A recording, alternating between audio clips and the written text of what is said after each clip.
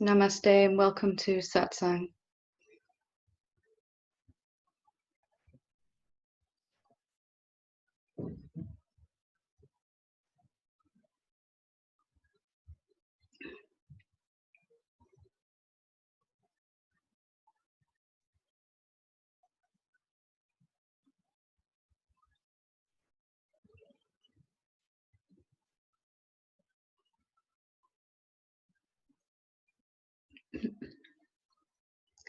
So we started on Monday's Satsang with a kind of a three-part Satsang, and I wanted to take some time to look at basically the core of what we're learning here in Satsang, what we're coming to understand, and most importantly, coming to experience. And the first part of that was what meditation really is, and perhaps more importantly, what it isn't as well. And we looked at that on Monday. The first part of this is already up on the YouTube channel, so if you want to check that out, you can. Tonight I wanted to look at do some self-inquiry, to really look at what self-inquiry is, and again, perhaps more importantly as well, what it isn't.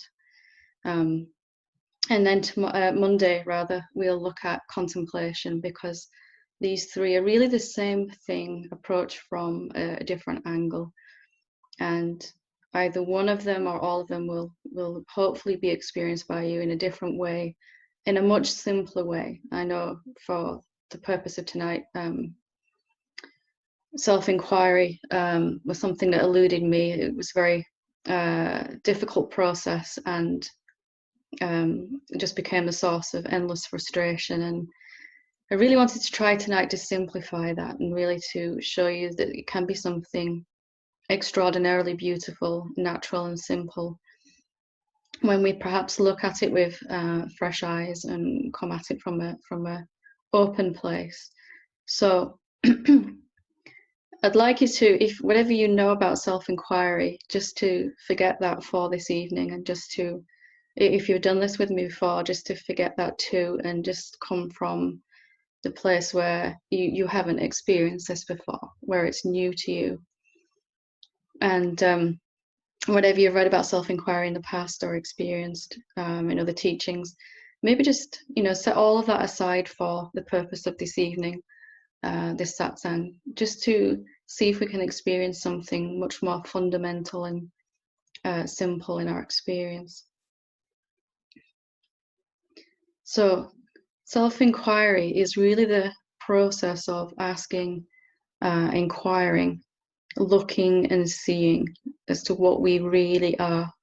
What is the visible part of us, our body, our mind, our emotions, our our experiences, is really just the tip of an immense iceberg that is our real being, that is our real self. And self-inquiry can be a beautifully simple way to access that real self.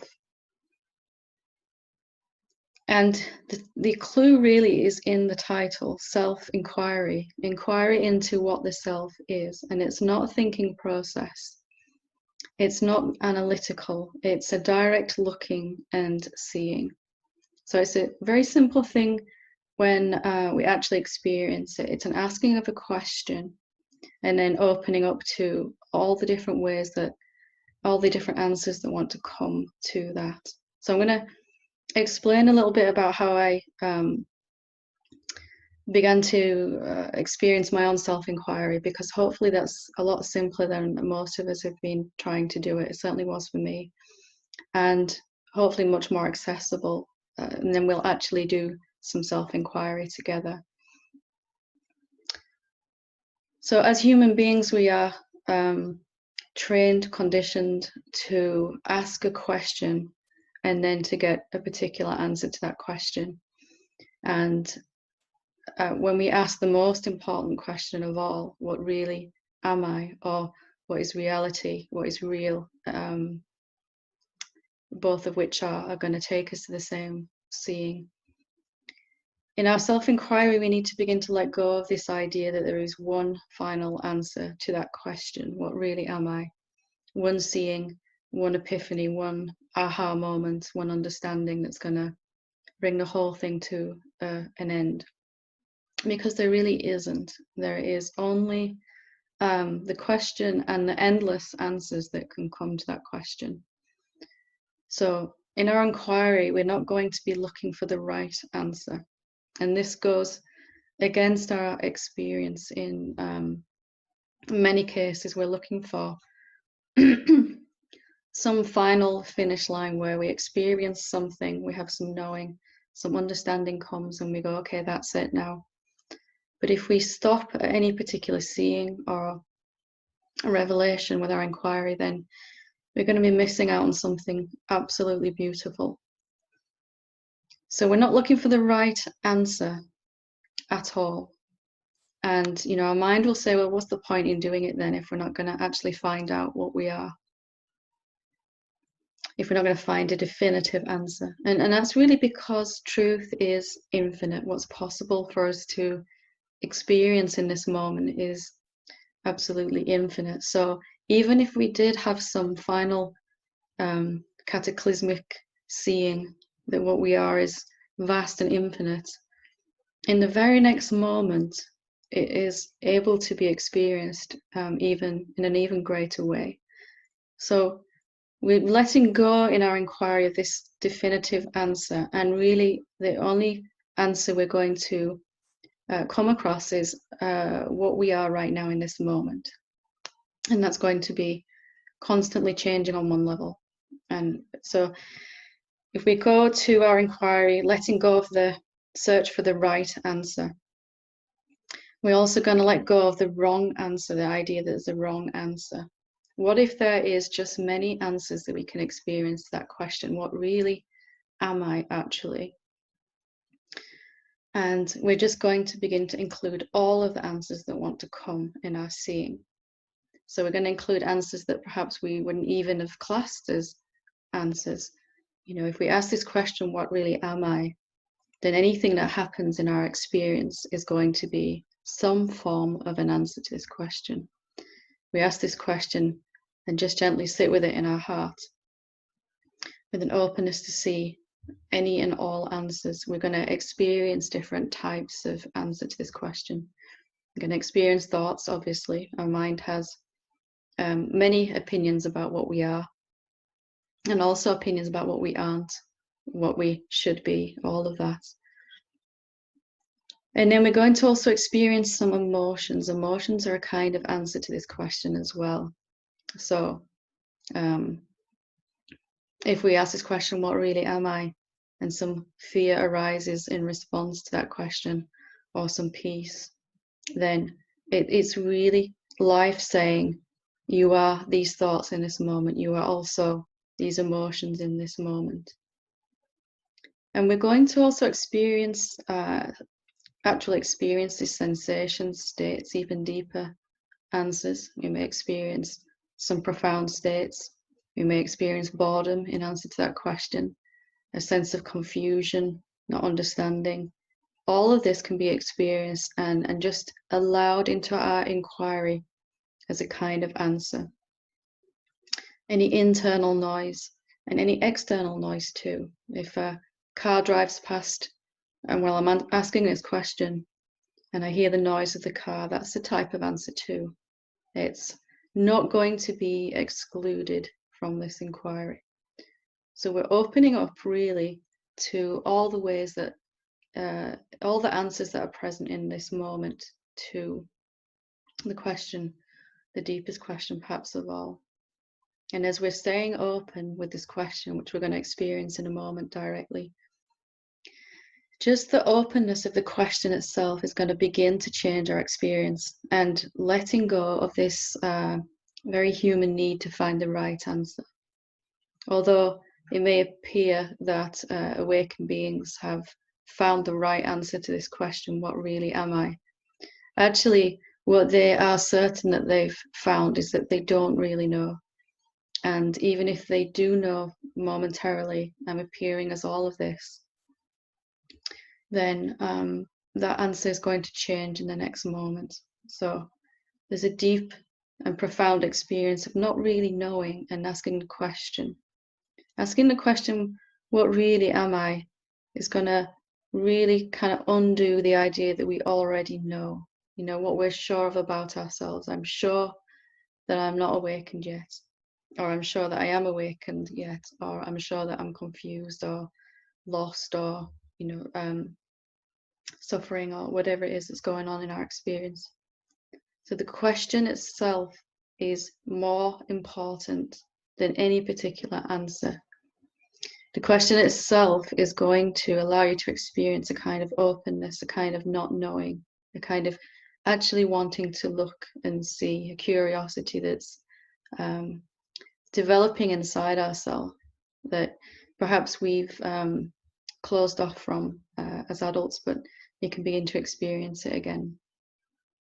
Self-inquiry then becomes this beautiful thing of just sitting with this question and allowing all the ways that life wants to answer. So nothing at all is excluded in our inquiry in the terms of what answers we're going to accept. If there was a noise outside where you're living, that's also an answer. If you have an emotion, a positive or a negative emotion, that's also an answer. If you were to experience an itch or a pain in your body, that's also a kind of answer to this question. And we're just not cutting ourselves off from any way that life wants to answer this question in this moment. We're going to be including everything that's possible to experience in our experience. Our experience of this moment is going to be the answer to that question. Our life is going to become very lived experiential understanding of the answer. And we're going to begin to experience that the question itself is perhaps more important. The spirit of inquiry is more important than any answer that we could receive. So we're going to receive all these phenomenal answers. Just by that I mean just answers that are coming and going. So thoughts, emotions, states of peace may come and go. Confusion, clarity, bliss, fear, boredom, all of this sounds outside our environment, internal noise, a sense of energy moving, opening, relaxation in the body itself. All of these are answers to this question. And if we just let go of this idea that there's a right or a wrong answer, and any particular answer is better than the others, that perhaps the phenomenal answer should go away, this is also something we can let go of. It's possible to experience the fullness of what we are even while there's thoughts and emotions present. We don't need to exclude anything at all. So we're just coming at our inquiry from this place of openness. So if you want to join in with me now, you're more than welcome to actually experience self-inquiry in its simplicity. You can keep your eyes open or closed, and whatever you feel most comfortable with. And hopefully you're going to see how it really kind of dovetails into the meditation that we did on Monday, just this openness to experience. So just asking this question, whichever one you prefer, what is reality, or what am I really, what am I actually? And just sitting gently with this question, just a very soft, gentle intention to find out, what really am I? And of course, one of the first answers is our body is present. That's a kind of answer. And as we're sitting with this question, just allowing the question to reveal ever more answers. Again, we're not looking for any particular answer. So our mind may say, well, I am the self, or I am the ego, or I'm this, that, and the other, or I'm not the self yet. I'm not good enough. Your mind may say all these kind of things. And whatever arises in our mind, we're just going to say thank you for that answer. We're not going to grab a hold of any answer in particular. Not going to push anything away either. There's no right or wrong answer to this inquiry. What really am I actually? And maybe there is sounds going on. Maybe there is emotions arising. There might be a sense of something trying to figure it out how to do this. Again, that's just a kind of answer. It might be something looking for a goal or an endpoint. And we can just allow that to be another type of answer. What does it feel like in your body when you just embrace the question, what really am I? Or what is real? What is actually real? What is reality? If some fear comes up, that's just another kind of answer. We don't need to push it away. Every answer that we can experience to this question is just as valid, just as welcome. We're not going to say that bliss is better than fear, or that peace is better than disturbance. We're just open to experience in this moment all the ways that life wants to answer this question, all the ways that life wants to allow us to experience the fullness of what we are. So we're just allowing all these phenomenal answers to come. There might be some sensations in the body, some sense of opening. You might be aware of some tensions in the muscles somewhere. It might be itches or pain or shivering, or you may feel hot. All of that is just a different type of physical sensation as a type of answer. I'm just sitting with this question, what really am I actually? Just a curiosity. I really would like to see what I actually am. And making no effort at all to make that happen. Just the question itself is doing the work here for us in the inquiry. Just the wanting to see, a gentle, inquisitive curiosity. And just allowing whatever answer is coming for you right now. If there's a sense that, mind is saying, I don't know if I'm doing this right. Okay, thank you very much, mind. It's just another answer. It's not the wrong answer and it's not the right answer. If a sense of peace arises or a deep state, it's just another answer. And we're not going to grab a hold of anything and push anything away at all. And then at some point, as we're just allowing these phenomenal answers, there's going to be some recognition of something that isn't coming and going. Sometimes we experience it as just a blank, empty space where there's no more thoughts or emotions coming. Nothing seems to be happening. That's a kind of answer. Sometimes we might just feel a spaciousness, an emptiness, something that's just here, or a deep silence in which all these other phenomenal answers are arising.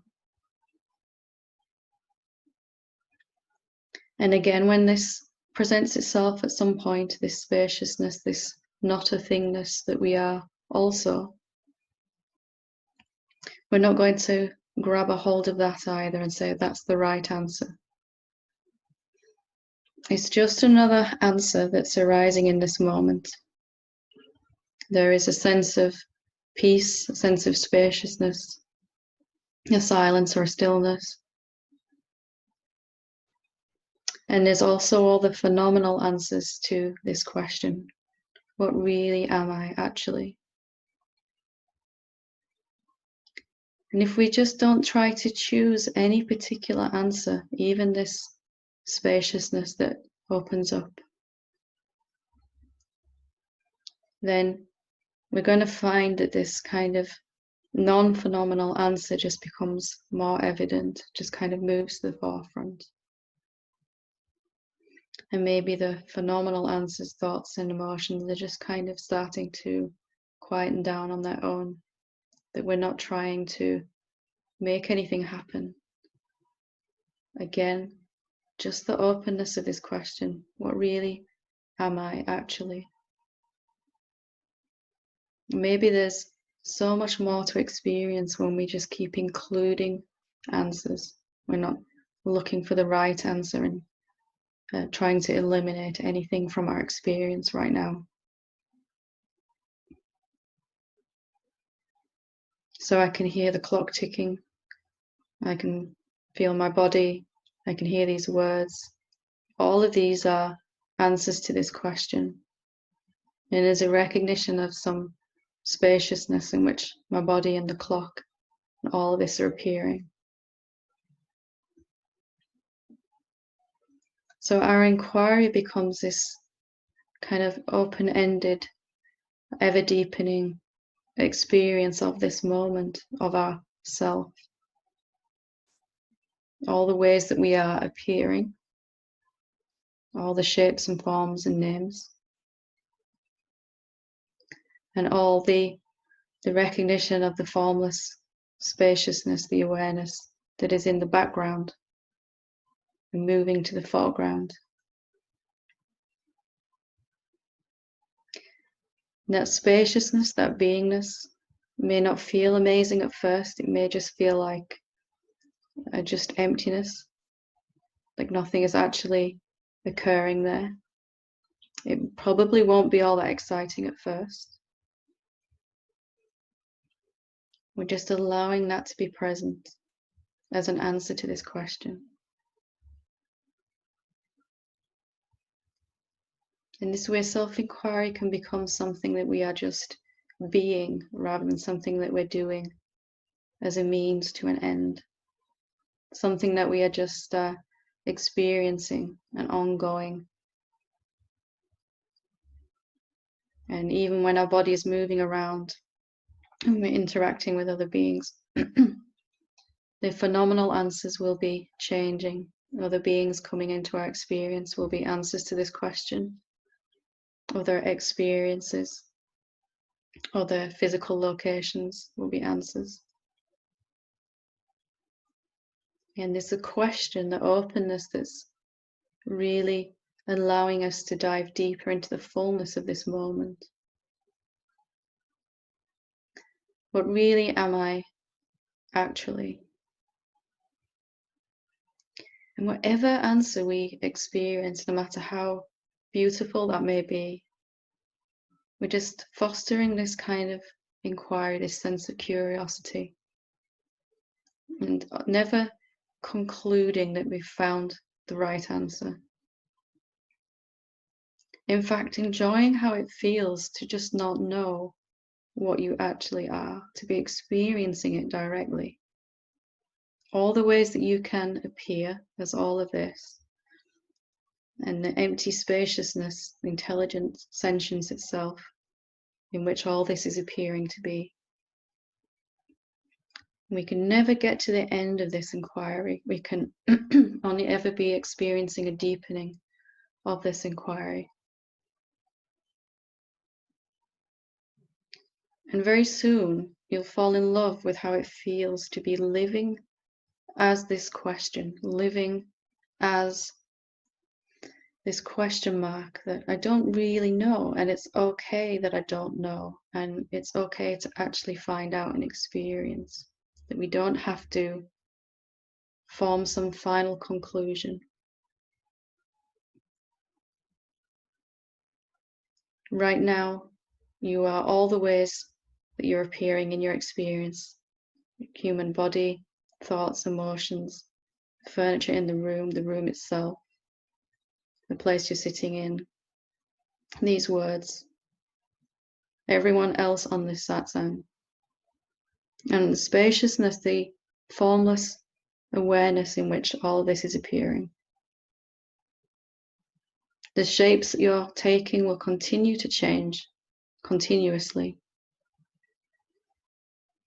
and the formlessness in which those are arising will continuously be present. Just recognizing how it feels in your body too when you're open with this question. What really am I actually? There is this phenomenal answers to this question, the coming and going answers. And then there is this moment in which the question is being asked and the phenomenal answers are arising. This moment is a non-phenomenal answer. It's a formlessness appearing. Neither one of those is better than the other. We're not saying even that the formlessness is the right answer or the better answer. We're just open to experience all of the answers to this question.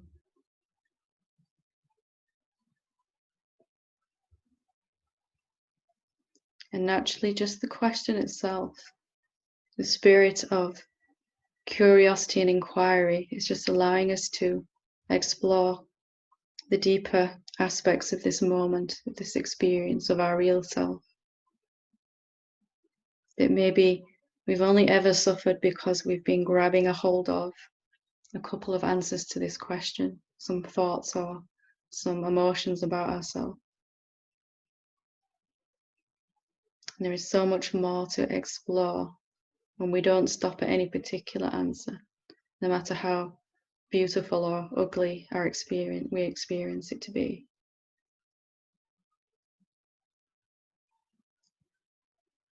What if there was no answer that you could reject about yourself? No way that you say, I should not appear this way, I should not be that emotion, I should not be those thoughts. And they were just another way that you are appearing in this moment, that life is answering this question of what you actually are.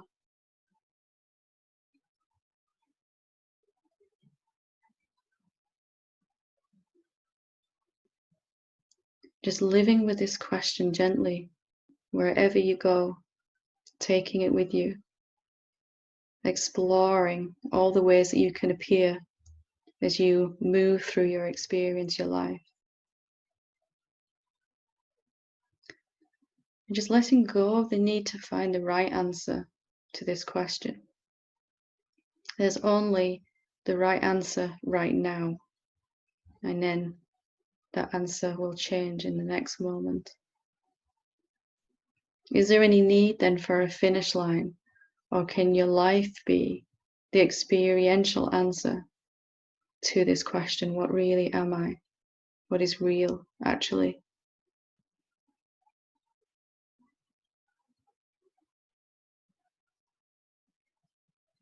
After a while of falling in love with the question, the openness of the question, how it feels in your mind, in your body, in your emotions, to be open, to not know what you are.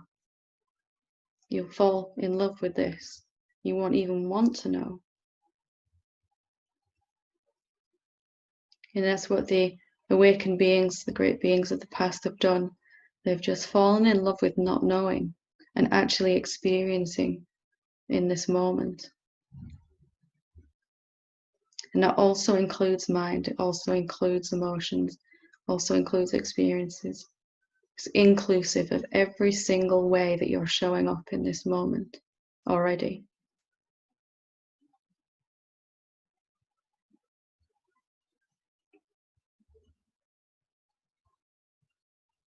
Self-inquiry then is just a very simple thing, asking this question and just noticing all the ways that we are receiving an answer to that question. Not closing off to any particular way at all. What is it like to experience the fullness of this moment? And then to eventually it becomes a habit to live from this question, from the openness, from the curiosity. That we can experience life in two ways. We can either experience our projections and assumptions about what is real, about what we are, or we can actually experience ourselves in this moment. All the ways that you're showing up phenomenally, and that formless spaciousness in which all of that is appearing. One is constantly changing answers, the other is always the same. And they really are the same one, viewed two different ways.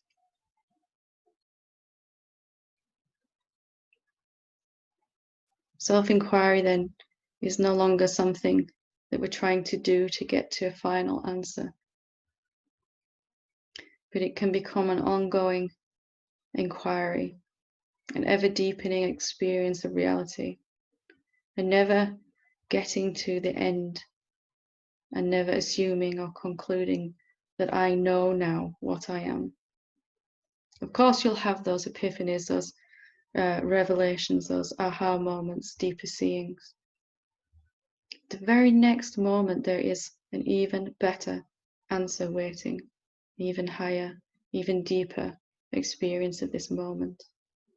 No matter how beautiful your experience becomes, you can always experience more.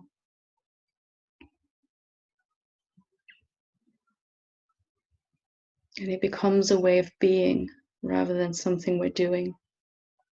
It becomes a looking and a seeing and an experiencing rather than a trying to figure out.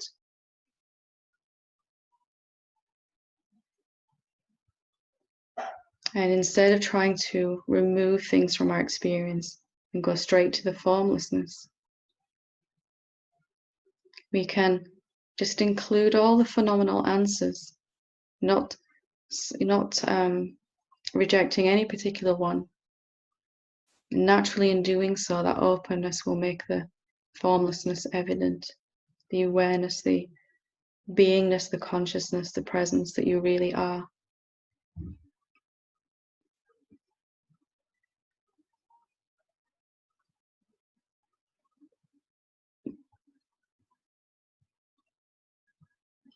I hope you've enjoyed this exploration into what self-inquiry can actually be. And maybe you are changing your mind about how beautiful a thing it can be.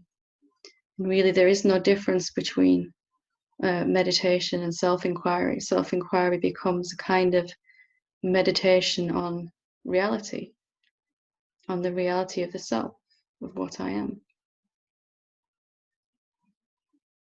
That whichever way, through meditation or self-inquiry or contemplation, as we'll do in the next satsang, it takes us to this same open space of consciousness, reality, and all the ways that that reality that you are appearing to be, all the things that you are appearing as, all the shapes that you're making.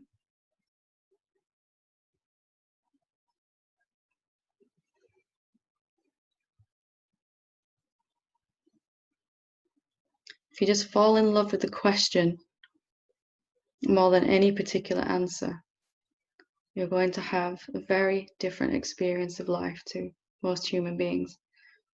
You're going to be experiencing life on a much more profound, intimate level than most human beings can. I'd really like you to make friends with self-inquiry again and to experience its beautiful simplicity. And I hope that you've experienced that with me today.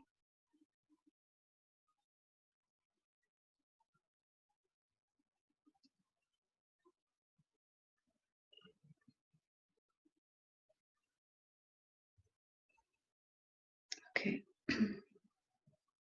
Okay, so I'll open it up for questions. If anyone wants to share or ask a question, you can click on the participants section at the bottom of the screen and click at the bottom of that section. There is the option to raise your hand if you want to share something or ask a question.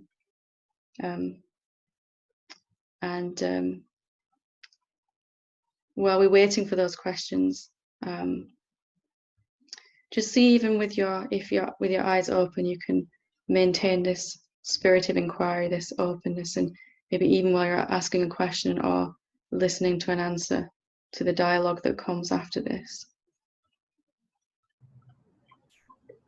Okay, we'll start with Sergio. Oh, hi, Helen. Hey, how are you? I'm good, thank you. Good. Okay, the question is if with self-inquiry we are open to everything, and that's what we are in that in every moment. How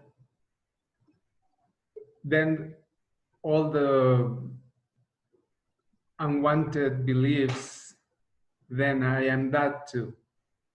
Yes. How can I work out to get away or dissolve those beliefs that I don't want?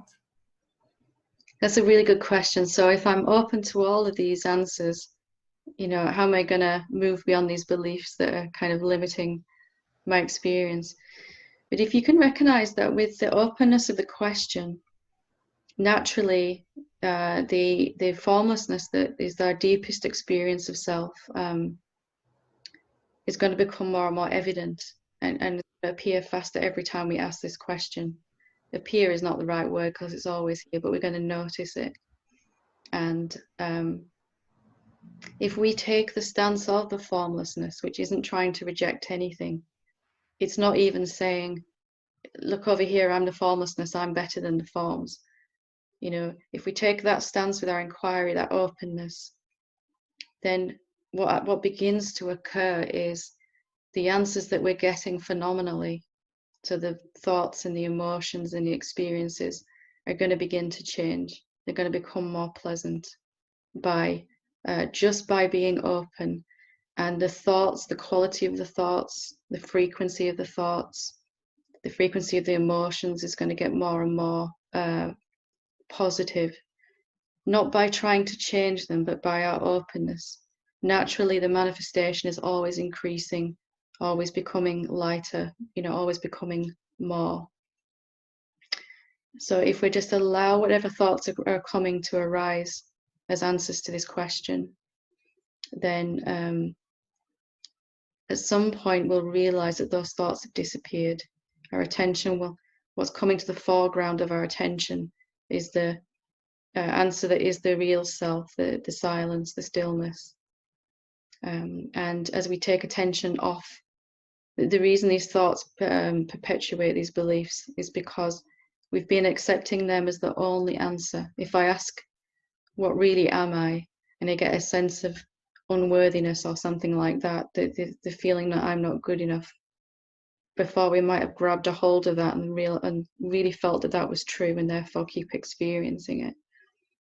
But if we go, okay, that's just one answer to this question, and I don't have to stop and accept that that's the only thing that's possible in this moment, and asking then if there are any other answers as well, then we're going to kind of be drawn deeper into our experience. Can you get a sense of it? Yes, that helps very much. Thank you. Good. Very good question. Lovely. Okay, Marisol. Hi. Hi, how are you doing? Good to see you again. Good to see you. My question was that when I was doing the inquiry, I also was, or I felt led to do the what's happening now or what's arising now, kind of the same thing. And the deeper I started getting into it, I just felt a deepening, but also kind of like a detachment in the sense of but then at the same time of wanting to fall asleep, or also kind of like a no, like a very negative type of thing. Like it did not want that. Like, is that something that is, I don't quite understand, or I don't know, something that's normally. It's very common. Something inside us has been holding on, hasn't it? Very sort of deeply holding on, trying to control our experience. And usually, by the time we end up in Satsang, you know, this also has been trying really hard to find the right answer. You know, and it's really certain there is a right answer. And so when we kind of experience this opening up and letting go, it's kind of the antithesis of what this energy, this egoic energy, is trying to do. You know, it's trying to get somewhere, to arrive at somewhere. And instead we're kind of experiencing that we're already able to find that right now in this moment. So something inside me, it was a very much kind of falling in love with this question, but there was also this very big knot in my stomach that said, no, you know, this is not good to open up like this. It's just not. Something felt very exposed, very vulnerable. You know, it just, there was this kind of little, well, actually quite big ball of tension somewhere inside, you know, that was very much saying no to the experience. Is that kind of what you experienced? Yes, pretty much. There was a little bit of fear that was rising up as well. Kind of like, I don't know what's happening here. Yeah. So, yeah. It's just that part of us that's trying to get somewhere, you know, that's trying to experience something, to arrive at a conclusion. And if we can just treat this kind of this tension and this no-ness as just another answer, it's just another way that this question is being answered in this moment. And we're just totally allowing it to be. If you look at the formlessness, the emptiness, whatever we want to call it, it doesn't reject anything at all. Even this no, you know, that's quite powerfully asserting itself. You can allow that to completely exist. And when it's just allowed to arise and we're not in opposition with it, we're just allowing it to arise fully, then it will begin to relax on its own. It will begin to open up on its own. The fear is this idea that our mind has that at some point the awareness, the formlessness is going to make this let go. You know, it's going to force it to let go.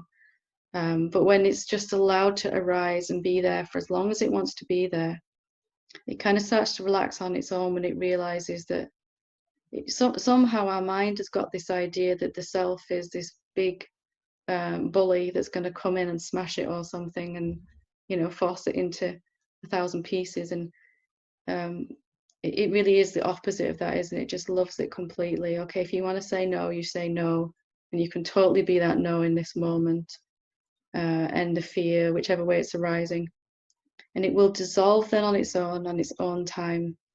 But because we don't need it to go away to experience the peace. It's just another answer, and we can stay open. There's been this idea that we're going to have to get rid of this before we can experience peace, and it's just not true. You know, so it can just be allowed to be there. For me, it was there for quite some time. I don't know, maybe 6 to 12 months. You know, this ever deepening peace, love, and joy.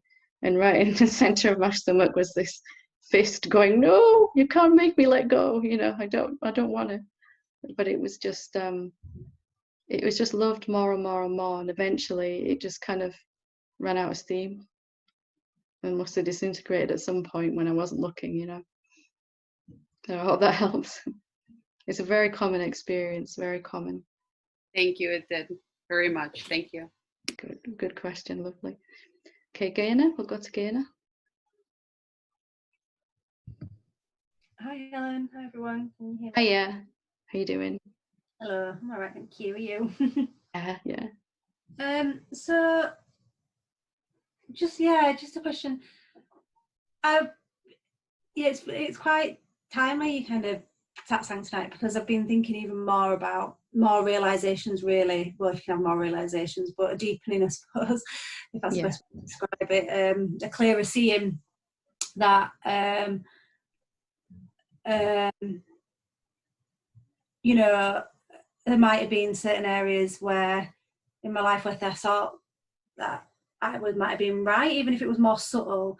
But I've kind of realised more and more recently that whatever answers come up, even if it might be like my ego, this ego believes it's still just as valid an answer, or just as valid because it's here. It's reality, it's there, you know, it's itself. So, but with that as well, I've been thinking about there's still been emotions coming up, probably not as strong as what they used to be, but you know, still sometimes coming up, and then mine thinks, so there's part of me that's kind of just been recognizing those when they come up, and if ego gets swept away, you know, involved for a little while, you know, then realize, you know, and question that it's not really true. But a part of me is also wondering when it's probably getting confused with itself, really. When do you know not to question? Do you see what I mean? Or when do you kind of just think, oh, well, you know, it's, you know, the emotion, I've got to a point now where I see the emotion come up and I think, okay, yeah, I've looked at that. But then a part of me thinks, oh, but you really need to maybe question this a bit more. Is it still troubling you? Is it still showing up? Is showing up in the emotional form? Is it showing up as something happening in your life still? Is it causing? Because the emotion can just arise as an answer in this, you know, in this moment. It's what we kind of do with that emotion, isn't it? Are we contracting around it and really getting involved with it, or are we just allowing it? Is it just another thing that's arising in this moment?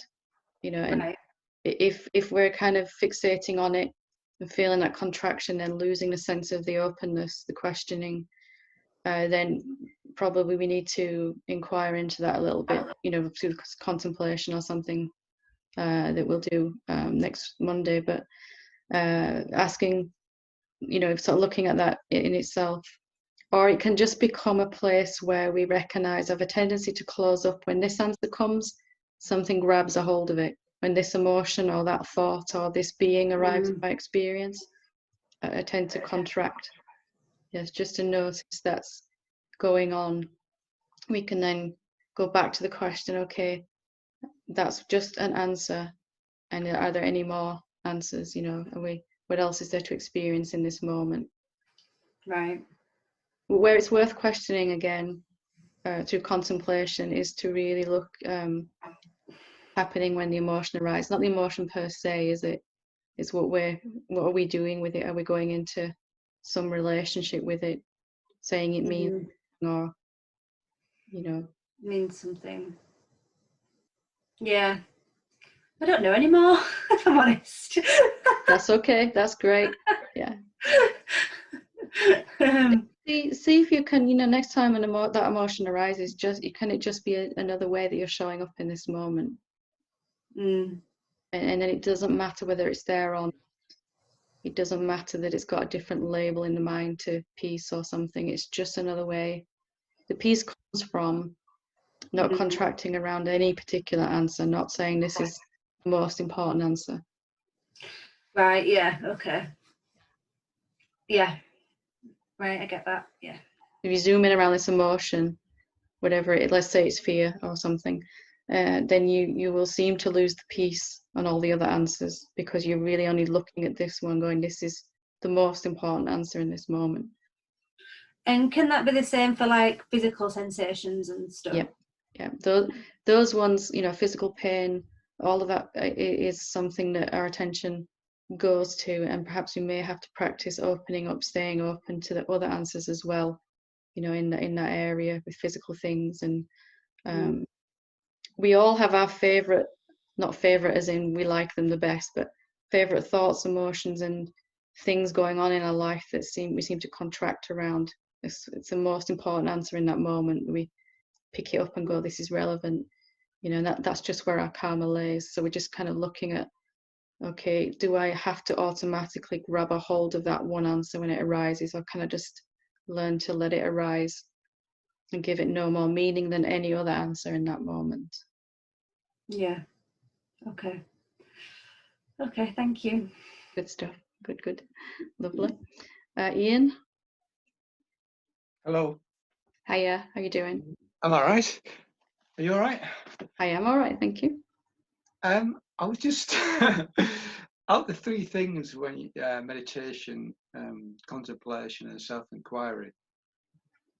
When you started talking, I realised I do self-inquiry probably the least out of them three things. And And I was a little bit surprised when you first started talking and said, let's go into it kind of thing. There was quite a contraction, kind of like, kind of feeling. It kind of surprised me a little bit. Something inside goes, oh my God, self-inquiry. No, can't do it. I don't know why I have this kind of, because I only ever came across the term self-inquiry through you, really. So I haven't really got any baggage about it. And yet, out of the three of them, it's the one that really kind of, seems to really stir things up a bit.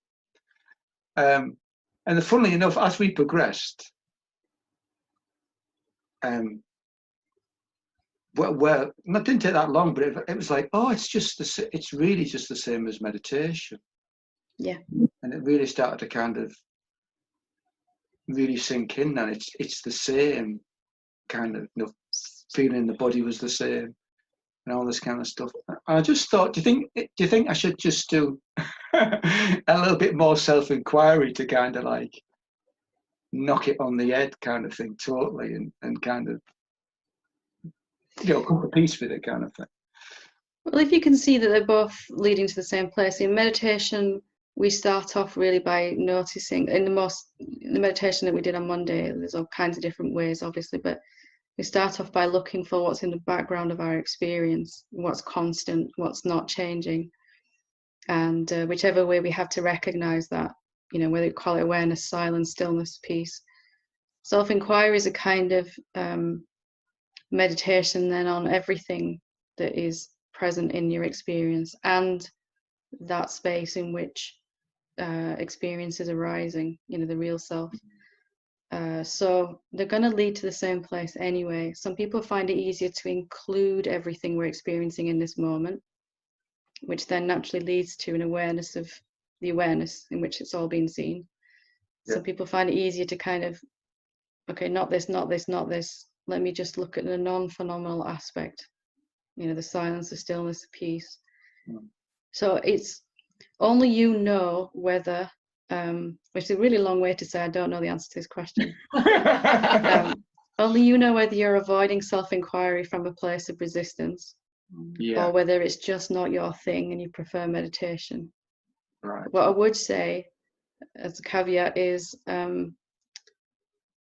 if you're not getting back to that silent space of awareness, to the noumenon, to the real self, either through meditation or inquiry, that's what needs to be really looked at. Yeah. How we arrive at that is really, we can get there through contemplation as well. There's no difference really. Yeah. Oh, that's because I did actually feel very much like a meditation after about 5 or 10 minutes of you talking, and we kept with the question. I was getting a lot of like thoughts flying around and emotions coming up, but as I stayed with it, kind of worked through that, eventually it just felt like a meditation. It was really good. I really enjoyed it. Good. It's really, what we're practicing really is not grabbing any particular answer, any phenomenal answer. Yeah. Because that by not doing that, we're not looking for the right or wrong answer. We're naturally taking the position of the formlessness, which isn't able to grab, or it's not doing this constantly, is it? It's just kind of like this. Yeah, yeah. So it's just by different way in, but ending up at the same place, which hopefully you'll experience with the already have experience with the contemplation as well. Yeah. So I'd just say, like, just have a look inside and see if it's a little bit of resistance, or if it's just, I prefer meditation.